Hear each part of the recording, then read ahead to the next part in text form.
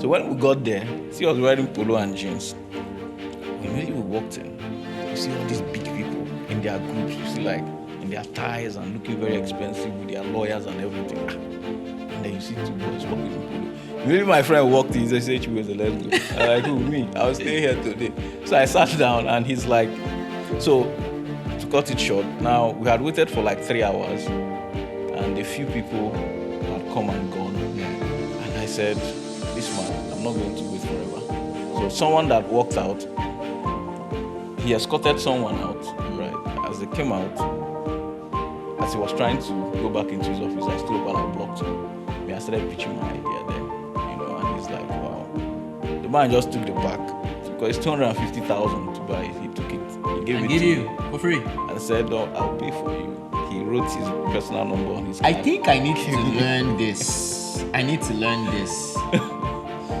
How you can be very persistent about your idea and dream and taking very impossible steps. And I think that this is one of the things that we lack in our generation.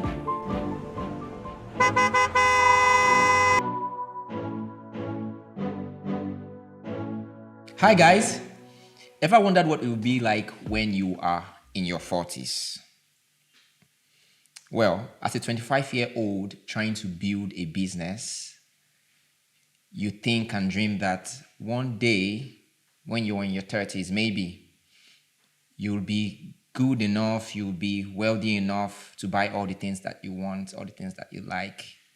You wouldn't need to look at any tags or labels before you swipe your card, and make payments, like Sinzu spending. You have all you need at 30s. And maybe at 40, you wonder if you would be somewhere in the Bahamas, on a yacht somewhere, or in a country home somewhere, enjoying your retirement. Well, I believe the lot of us dreamed this way and hoped this way. Unfortunately, that's not the reality. Only about 7 to 10% of people actually attain this height and quickly. In today's podcast, we see through the eye of a 40-year-old businessman, the CEO of LearnFactory, the biggest development company in Abia State. What has he done so far? Where is he right now? What did he do when he was younger, when he was 20, 30, 40? What height has he attained right now? What can we learn from his journey to this point? Welcome, Chibueze. Thank you very much, Kelechi. Yes, it's very exciting to have you here. When you told me that you were in Abuja, I thought to myself, Kelechi, if you can't get Chibueze on this show, then you are a loser. I guess I'm a winner now. You definitely. All right, awesome. Really, really nice to have you here. It's a pleasure. Just jumping right into it, what would you say your dream was starting out? Right from university, I went to Enugu State University of Science and Technology. So right from university, being someone that started tech early, in the late 90s, early 2000s. We went through the NIT boom and all of that. We had all those fancy dreams of being the next Bill Gates. We had all the ideas. I'll build this thing in Java and then it will sell millions and billions and all of that. So right from school, I knew I always wanted to build something. I started from school running free tutorials on coding and stuff. So what I'm doing now is actually like a continuation of something I started right from the university. And but life over the last 20 plus years, it's actually 20 years exactly. 2004. Life hasn't been, sometimes it didn't go as planned. Right? You have all those interesting ambitions. But I will attribute the outcomes to a few factors, right? One, to the country, the environment we find ourselves in. Two, to the access or availability of knowledge. Three, to also personal vision, personal drive, which I think we'll still talk about it down the road. You see that, which I think the third one is actually the most important. How driven are you to see through what you have imagined, what you have dreamt about, what you believe you have planned enough about. But when life begins to throw the stones at you, how committed are you to stay true, to see the result at the other end? So that's When life starts to throw all those things, how committed are you? Say that's the most important thing. very important. I think the English word they would use to describe it is grit. Yeah. Right, that's staying power. Yeah. Would you say you didn't have enough vision, or you had so much vision, or and grit? Did you have enough grit? How have you been able to stay consistent over these years? As for grit, I've had grit. As for being crazy, I've done crazy. I've done right from. So maybe I'll tell a few stories around some of the things I've done in entrepreneurship. So, leaving school, finishing youth service, I believe that I tried to set up straight out in Aba. Okay. Now, Aba at that time was a technology dead zone. Yeah. Right, not just about the Southeast was a dead zone, right? So a lot of what we were speaking was French to the environment. What they knew was Microsoft Office. That was the apex. They could understand. So I struggled a bit. I tried to set up all of that. Now, also not having funds. My parents were very supportive. My dad actually started the first computer school in Old Southeast in 1988, right? When I was still a baby. So I've always grown up in that kind of environment. But trying to now introduce some of the knowledge I had garnered into the market was very difficult. Right, so I did that 2006, 2007. It was a massive struggle. Then, as luck would have it, or as life would have it, there was an event. Then the governor was trying to get the civil service digitalized. So the chairman of Zionos Computers, Liostaneke, came around for an event. I gave one of the speeches at the event, and the man was like, after the event, he walked up to me. He's like, "Young man, you are going to work for me." I told him, "No, sir, I'm not working for you." So we went back and forth a bit, and I tell people he practically kidnapped me. I'll use that word because he's like, "Okay, let's talk." So we got into his car. Before he knew it, we were in Osaka, we were in Oka, we went to a couple of places. Now he took me to learn business, because the project he was doing in Abia State, he was doing with a couple of other states. Okay. Right, trying to sell computers to civil servants and stuff. So wearing just that one piece of clothing I had on, we just traveled. We went like 3 or 4 states in the Southeast together. And whenever I said, "Sir, I need to go home," he said, "Don't worry, don't worry." When we get to the hotel, I said, "Give them your clothes." They would dry clean it. He took care of me, right? So by the time we finished, we ended in Owerri. And he was like, "Okay, we're heading to Lagos tomorrow." I'm like, "Heading to Lagos to do what?" Wait, did you leave from that event From the to event. all those other places? From that event. Really? I was like, "Sir, what are we going to Lagos to do?" He said, "I told you." I said, "I've already talked to your dad. I told you are going to work for me." So I checked it. I said, "Okay, sir, let me just go home," because it was a Friday. I said, "Sir, you see, it's still this one cloth I've been wearing. Let me go home. Let me talk to my people." And so he said, "Okay." He gave me 30,000 that he used to take flight. That was a long time. A long time. That was a lot of serious money. Yeah. Yes. He gave me 30,000. Said, "I want to see you in Lagos on Monday." I said, "No problem, sir." So he left. When I went to Aba, after arguing with my parents, because I was like, I have to be an entrepreneur. So, but my dad said something. He said, "Chibueze, you have to learn." Yeah. And who best to learn from than one of the number one tech industrialists in Nigeria? So I was like, okay. So it's a learning period. So I packed my bags. I bought bus tickets. I bought bus tickets because I needed to have some extra cash when I got to Lagos. Right. So I went to Lagos. Now I reported on Monday. When I got to the office, no Leo Stan. He had traveled. He had gone for his mid-year holiday, So But he left instructions with the HR. It's like, okay, this young man come in, put him through all the different departments in the company over the next 1 month. So I started in engineering, I went to production, marketing.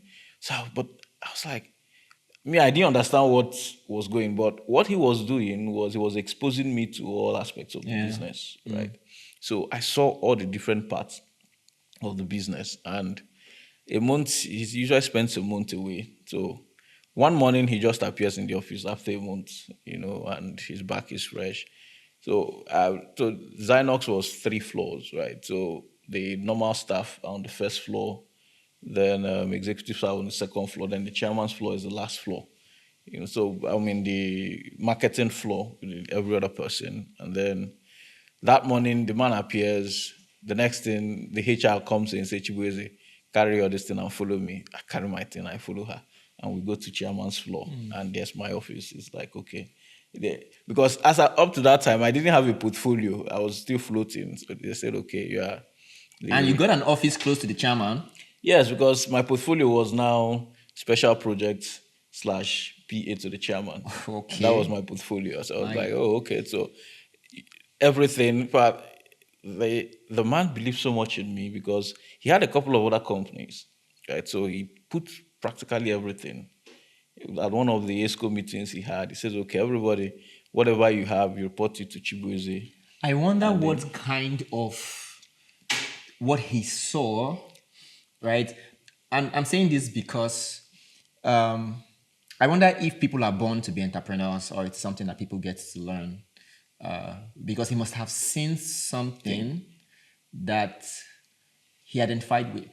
Yes. And felt like even if you might turn out to be an entrepreneur sometime, maybe you should start by being an entrepreneur. Yes. Right? What would you say that was, that might have, and this is trying to, I guess the question here is to help to see what kinds of values we can build. As entrepreneurs or as entrepreneurs that can make it possible for us to partner or get collaborations and all. Okay, so let me go a bit spiritual. There's that Bible verse that says, deep calleth unto deep. Okay. At the noise of the waterfalls, right? So I believe that he saw a younger version of himself. Okay. Because I'm an ideas person. Right? I dream up 1,001 ideas at a go. So prior to even before joining him, when we started corresponding, I sent him a lot of stuff. So I'm sure he must have read this and he was like, who is this guy? Right? I always use the story of Joseph when he appeared before Pharaoh. Okay. You see, when Joseph was brought out of the prison, Joseph didn't go immediately to see the king. Okay. Joseph had to clean himself up. Yeah, he had a gift, right? But if he had come, he was a prisoner that had been there for a long while, right? If he had come as he was before the king, he would have given that good interpretation, made the suggestion, and they would have said, okay, that's a good suggestion. Let's find someone. He wouldn't have, who would implement. Maybe take him back to the prison. But because he had cleaned himself up, when he finished giving that interpretation, they said, who best? But you. Awesome. Right? So, as a young person, you need to learn to, first of all, prepare yourself. Start building the skills. Right? Be able to, because whatever it was he saw, you know what it took for someone to stake this? He had big companies. And then suddenly there's this young kid on the block, less than 2 months in the company, and you are telling your CEOs, okay, so you talk to Chibueze, Chibueze talks to me. It's a lot of responsibility, a lot of... it generated, that meeting was fire, and it exploded. They were like, who is this guy? Who is this small boy? It was, but they started working with me, and as we went down, they realized why chairman did that. But my first trip to Abuja was because of... And this was when you were how old? I was 20 something? 25. Oh. Yeah, 25-ish. 25. Thereabout. Okay. So he had that much faith. Any big project we had, because we did a lot of projects. So any big project, he would be like, run it through Chibueze first. Run it through Chibueze. They will write. These are people that were there before me. That do all the projects. So you were bringing in new blood, and I think that is one thing that is different for young people, right? Young people have new blood, new ideas. Energy. Yes, things that are different from the norm. This is how we do it. Being able to think outside the box. That's probably one of the things he saw. Yeah. So that we had a very good working relationship, and we did quite some stuff. Awesome. Awesome. I would like you to tell us more about your business, your first business. Okay. Right? This the one you actually started. I believe that this is probably after your expedition with Zeno. Yes. Yeah. And you would have gained a lot of experiences. So tell us about your first business. What were your goals and your motivations for starting the first business? Okay, so strangely, my first business was not in tech. So after I left Leostan, I went a bit to do some missionary work in Ghana, 3 years. I came back 2010, 2011. And by the time I came back to Lagos, the governor then, His Excellency Botunde Fashola, had just launched the BRT initiative, right? So I was like, I can't do this. Now, I was always passionate about transportation, the ability to provide safe, comfortable, and affordable transport to move people from one end to the other. Now, staying in Lagos a bit, I had experienced one chance and all of that. So it became like a passion. Now, when the governor brought on the BRT initiative, I was like, I'm going to do this, right? Now, I think that period is still one of the best periods of my life because coming back from missionary work, I was completely broke. I was broke. Gave all your money to the Lord. I didn't have a dime to my name anywhere. And now, some of the requirements to start that project were crazy. One, you needed to have a warehouse, a massive warehouse. Okay, it was a PPP, yeah? Yes. We're going to do it in partnership with the government. Yeah, so you are going to have the infrastructure, then government provides the policy and all the rest, right? So government was doing the right of way. That was when they were still building all the BRT lanes and all of that. And then they were going to they opened the bid to private businesses to come try to bid for, provide the bus service. So when I saw the requirements the first time, it was like you needed to have 100 long buses, 100 of those BRT buses. You needed to have warehouses, 3 warehouses at least for your checkpoints. You needed to have 100 million cash in the bank, and there was one fourth requirement. So I looked at it. Now there was a friend, he was a Yoruba guy. We were at this thing together, at missionary work together. So I told him, I'm going to do this. He looked at me and said, Chibueze, you're mad. I said, yes, I know. But this, I'm going to do it. So I went ahead, registered a company. I wrote the business plan. I started doing research. I researched on Colombia. Colombia and Brazil had just implemented the BRT system. So I downloaded the whole documentation, over 2,000 pages, and I read it. I knew transport in and out. Right, I studied the card system they use in London. Yeah. So I wrote one amazing proposal. So I took it to a couple of gentlemen I had met then, and one of them was blown away. He gave me, so he says, "What's the next step?" I said, "Well, I need to register a company." There and then he gave me 50K. Go and register the company. I went and registered, and then we started going. There were 2 main bodies then. There was the LAG boss and there was Lamata. They were the 2 main bodies in charge of the BRT thing, So I went to both. I just walked in.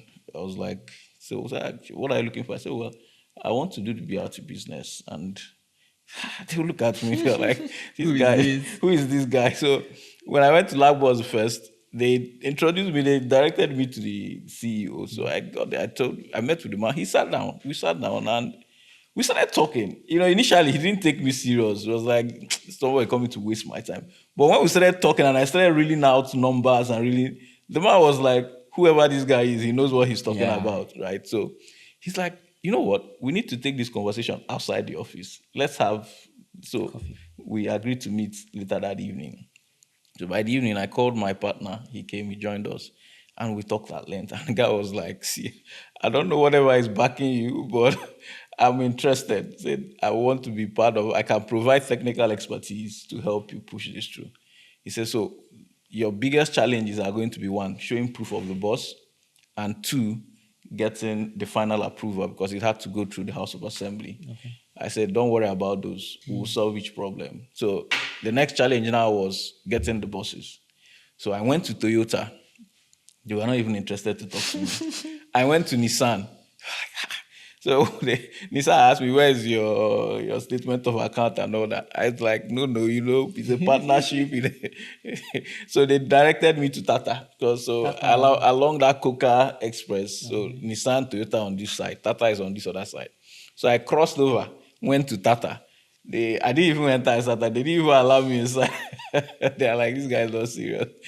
So but one of the marketing guys, when I talked, is like, he called me. He said, see, there's that new company starting there. I think it's your Igbo brother. Go and talk to them. So I crossed again to the other side. Innocent. Yeah, they had a warehouse there. They were just starting then. So when I got there, I was like, they say, oh God, this thing you are talking is too big for us. You have to go to Navy. I was like, it's okay. I entered night bus that day. Landed in the Navy. I went to their factory. I said, I came to see chairman. They said, chairman is in Enugu. I jumped into bus. I went to Enugu. I got to Enugu. Day one, I was in reception. They kept me there. I sat morning into night. Day two, I sat morning into night. Now, but sitting in the reception, I made some observations. So there's this glass panel, right? So from there, you see the yard. So I see him, the chairman. He comes out during the break hour with some of the Chinese guys. So they hang around, smoke and all that, talk through things. So I had observed now there was a door, that the electronic lock door, right, that only opens with key, with the card and all that. So I had observed that first day, observed that second day. Now the third day, I had to go back to Lagos the next day. Okay. So I said, even if heaven fall today, I must meet this man. So I sat in the reception. They knew my face. You don't come again. I said, yes, I came to see chairman. So if chairman doesn't say it, I said, okay, don't worry, I'll wait. I was waiting. I was just watching. Break came. I saw him come into the yard. I said, okay. I was just waiting then. One of the security men came to pick something. As he was going back, he opened the door. So you took your leg in there. As before the door could close, I just ran in. I ran in and I banged the door behind me. I took off. I said, shout, chairman. So they started pursuing me. I was running. So some of the Chinese men feared, because when they saw someone running like that, it was, they were afraid. They were like, so I said, chairman, I need to talk to you. Chairman, I need to talk to you. So he's like, they should leave me. By then, the security guys are caught up with us. He told them they should go. So he said, what is it? So I just told him, I said, chairman, I need 100 buses. I want to do BRT. I don't have money, so it's going to be actually a partnership. You give us the money. If I go to the bank is going to ask me for interest, collateral, and all of that. Say the buses are yours, they are collateral. The money will be coming. You also have a control of the account. So you take your money, you take your interest, and all that. So it's investment for you. I said, it's also opportunity for you to advertise your buses. You are new in the market. They don't believe in your product. Let's help you do that. The man looked at me. I am actually very blown away. I've never heard this story of you. I've never heard. And the interesting part of all of these things you've said is all your vigor and grit and no backing down energy. Let's wrap this up quickly. Okay. So he took me to the factory, right? So he showed me around. We talked, showed me where all the Chinese were doing the coupling and everything. And he gave me the letter I needed. Right? So he said, give me the letter. That day. Mad. He gave me the letter. On the letter, he signed it, that they were committing to 100 buses if we get the approval. I was like, well, I took it, ran back, entered night bus, back to Lagos. My partner, when I go back, he said, you're a madman. That was the way it ended. Now, to get the form to apply, only the Commissioner of Finance gives it. Right? And that one, so when we got there, see, I was wearing polo and jeans. When we walked in, you see all these big people in their groups. You see, like, in their ties and looking very expensive with their lawyers and everything. And then you see two boys walking in polo. Maybe my friend walked in, he said, Chibueze, let's go. I'm like, who, me? I'll stay here today. So I sat down and he's like, so to cut it short, now we had waited for like 3 hours, and a few people had come and gone. Yeah. And I said, this man, I'm not going to wait forever. So someone that walked out, he escorted someone out, right? As they came out, as he was trying to go back into his office, I stood up and I blocked him. I started pitching my idea there, and he's like, wow. The man just took the pack because it's 250,000 to buy it. He took it. He gave And it give to you me for free. and said, "No, I'll pay for you." He wrote his personal number on his I card. think I need to learn this. I need to learn this. How you can be very persistent about your idea and dream and taking very impossible steps. Risks. And I think that this is one of the things that we lack in our generation. We think about things, we have big ideas, but we do not know how to go about these things. We shy away from the work that is necessary to do these things. In summary, did you finally get So we filled the form, we submitted. It had to go through the house. That was where it died. So I was broken. I'd spent 11 months pursuing this with all my life. So because we didn't scale at the house, I just packed my bags and ran off to the UK for 3 months. Came back 2012 January and jumped right back into entrepreneurship. So that was 2 years later. I moved back to the east to set up LearnFactory, and we've been LearnFactory is a whole different story altogether. Yeah. So, I mean, I'm not sure that we can take time to talk about LearnFactory. I'm sure there's a lot to say about LearnFactory and all the achievements that you guys have made so far. But here we are trying to figure out what, as a 20-year-old, 30-year-old, and maybe 40-year-old doing business, what can I learn from Mr. Chibueze? So what would you say that you have learned over the course of these years, being 20, being 30, and now in your 40s, doing business? failure is your best friend. Okay. Fail fast, fail early. So that you have time to get up and dive right back in. And believe enough in your idea to push through any obstacle that comes your way. Obstacles will definitely come. Don't listen. Yes, you take advice externally. Always consult. Have mentors you look up to, people that have succeeded in your industry you can talk to. But at the end of the day, listen to your gut. Listening to your gut, very key. Yeah. Very key. Your gut always knows the way. Yeah, and I like the first thing you talked about, Fail fast, fail. feeling very fast. This is probably the second or third time I'm hearing this week, right? And at my company, we decided that we have put a peg of 156 days to achieve certain tasks. Target. And our theme for this half is go hard or go home.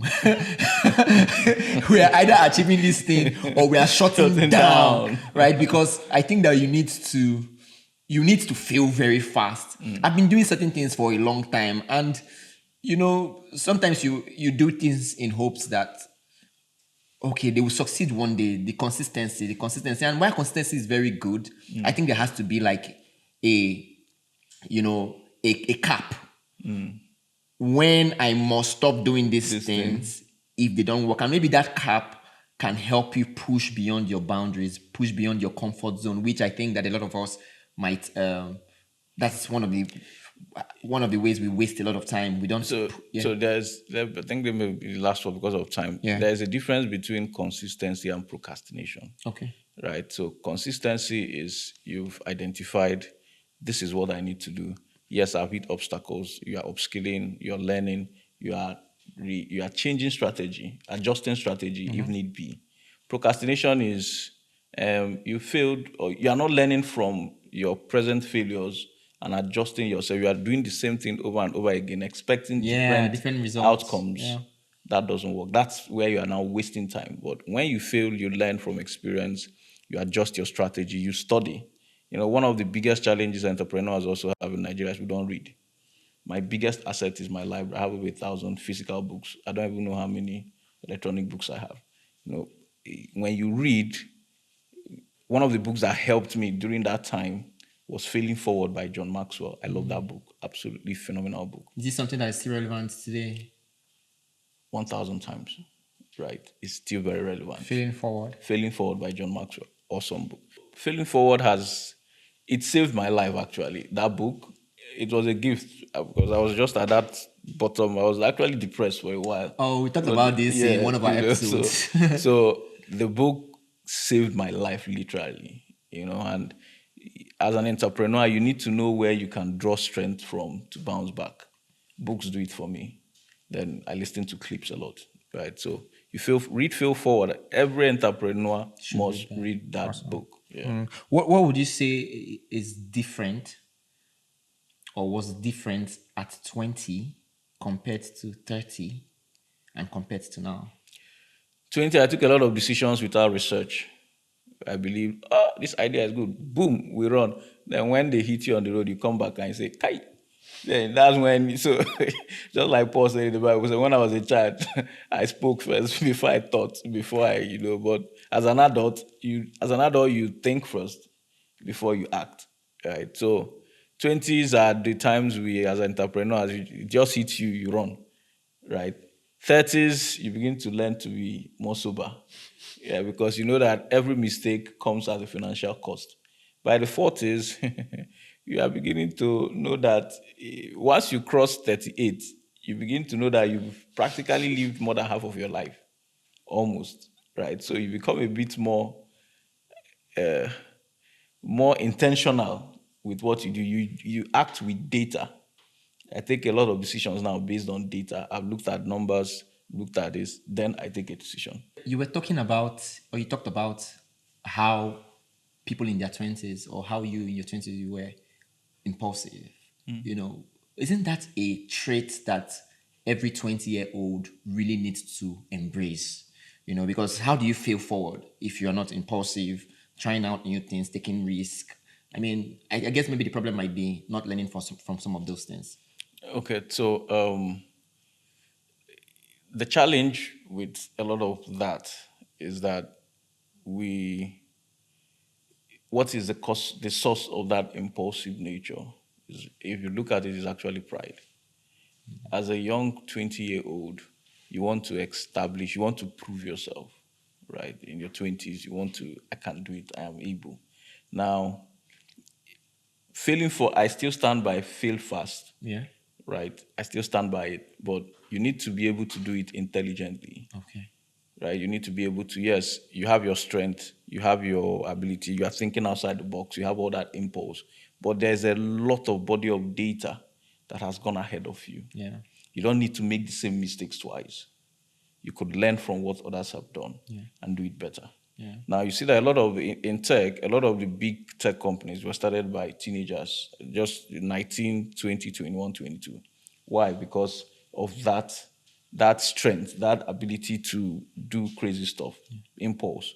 But then they quickly brought on someone a bit more mature to help balance it out, right? So, yes, we should do that, but as a 20-year-old, we need to learn more, amass more knowledge. Not when I say learn, not the normal education route. Amass more knowledge so that we can be All more right, better we outcomes. need to go. I have had like an amazing time here. Thank you But so before much. we do that, I want to quickly hear something just in less than a minute. What your biggest successes are and your biggest failures so far. Biggest successes: the Google Impact Challenge and the current one we just got. I don't want to name it now for, yes, the ability to be able to impact. With the Google Impact Challenge, we impacted over 20,000 children, right, documented. This one is giving us ability to train over 2,000, right? So these are some of the biggest And things your we've biggest done. flops? My biggest failure, the BRT project. I won't count it as a failure, but it was tough, and also losing out on one major contract due to a very rash decision, impulse. It cost us over 15 million then a couple of years back. So, yeah. Amazing, guys. If there's anything to take away from all of this, it's that as a 20-year-old, as a 30-year-old, we need to fail fast, fail forward, and be quite rational. I think that this is what is going to differentiate a lot of us from, the 90%. If you are going to be in the 10%, the people who do very, very well at the end of the day, while being impulsive is not good enough. I mean, you can take a lot of risk, but you need to do it a bit rationally. Intelligently, be more thoughtful about things, and that way you can plan and get some of the dreams that you say you want at 30 and then maybe at 40. I mean, I am looking forward to my 40s now. My dream right now, I don't know what it is, but hopefully I can build a house outside of this country. Thank you so much, guys, for listening to us. Thank you so much. Remember to follow us on Buildapalooza on Instagram, Twitter, and TikTok, and also visit budpod.com for all your very, very interesting podcasts. Thank you. Adios. Thank you.